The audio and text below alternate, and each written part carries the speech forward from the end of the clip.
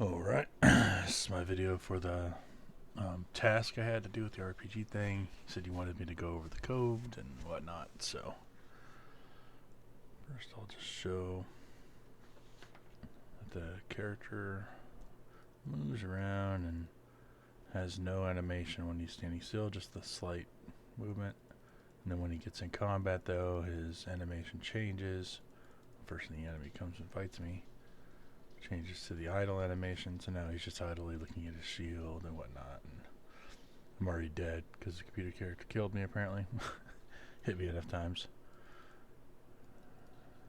But the idle animation, just showing that I can apply animations and change things. Alright, now let's get into the code. I'm just going to go in order with these. This is the camera controller. Pretty self-explanatory from what I learned.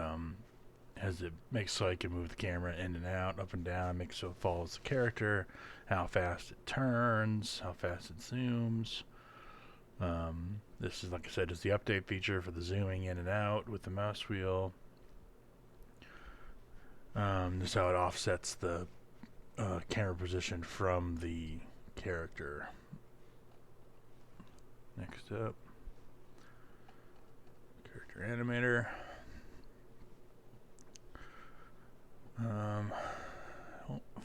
It's been a hot minute on some of these, so judge me lightly. Based off my notes, this seems like it updates the character, like with the skin and everything on it.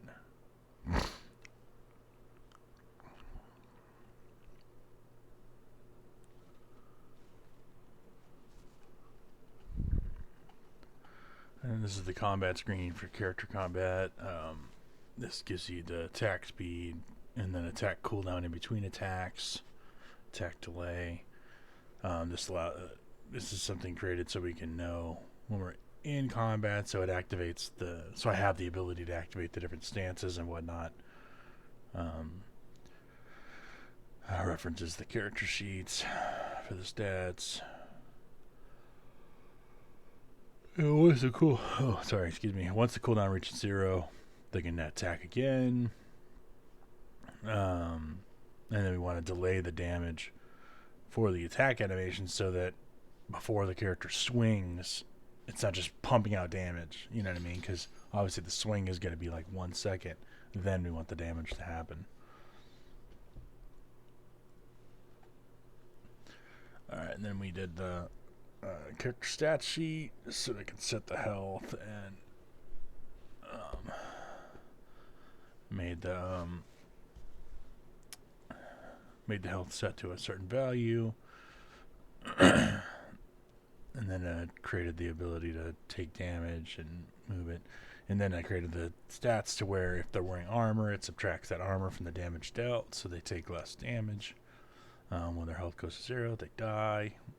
Just puts out a die. You died. Blah blah player died. And this is for the putting the armor on the character, but I don't have the armor obviously, but I still did all the coding for it. Made it so that the armor could apply correctly to the character's body, so you didn't have anything poking through, or so it was just shaped correctly.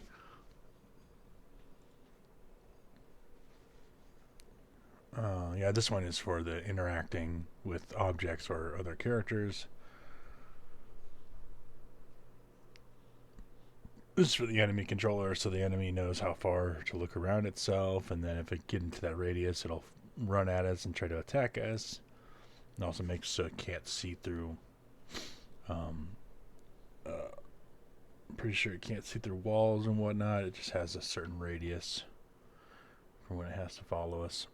And then this is also so we can do the distance from the player to the enemy, and then also so the enemy will actually turn and face the target instead of just running backwards or something.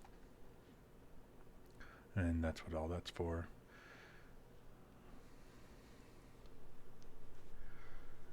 And then the enemy class stats referencing the character stats, and then how they die, and then they didn't do it in the tutorial, but they said you could add like ragdoll physics or something to the object.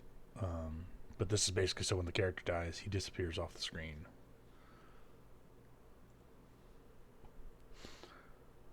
This is for the equipment, how to equip items, how they give the items stats. And then if the item gets equipped to the character, it gets removed from the inventory, but then it can also go back in the inventory. It's the array for different items. You get notified when the equipment changes and the stats. Yeah, equip all, and then there's a set of default items to where if you have no equipment, I can't display that in this one because I don't have their character or their little default clothes. But I did all the coding for it. Essentially, it's just your character's not naked at the beginning of the game. You're just wearing like a shirt and some pants and some shoes. And then once you equip the armor replaces those objects. But if you unequip the armor, those objects appear back on your character body, so you're not just running around naked. And this is more for the armor correctly forming to the body. Like it says, tell it how to form to the bones of the character. Then switching between old items and new items, putting the old item back in the inventory, putting the new item on, and then vice versa. Unequip the ability to unequip all the items and throw them all back in the bag. Equipping that default set I was talking about. And then the function to press one key, which is U, to unequip everything.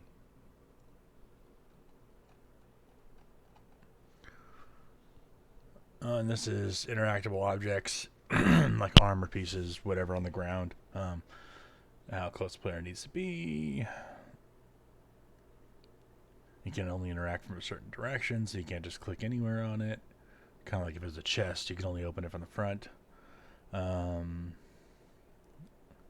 Yeah, I created a thing so it lets me know if I'm actually focusing the object.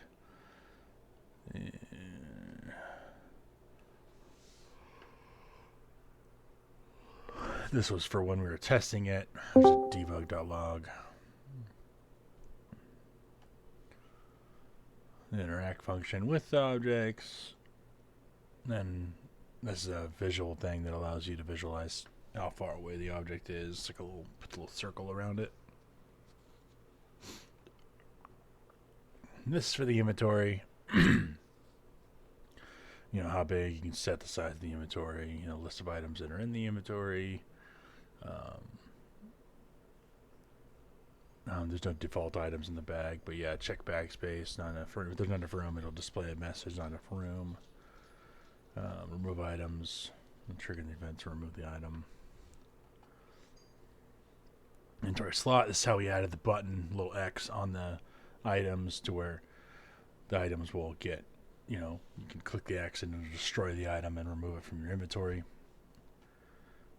Clearing the icon from the slot when that's removed. So when you click that X, the icon will go away as well. You don't want the icon to stay there forever. Remove button, and then use items. You can how to click the item and equip it. This is for the UI of the inventory. Create the visual assets essentially.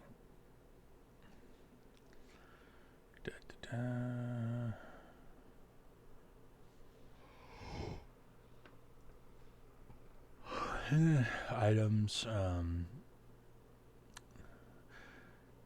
can't remember what this one is. I think it's just for it's for the sprites, the icons for the items in the bag, so you could see them. Oh yeah, and then when you equip it, it says using blah blah item. Gotcha. And then item pickup script. This is just for being able to interact with the items, pick them up, put them in the bag.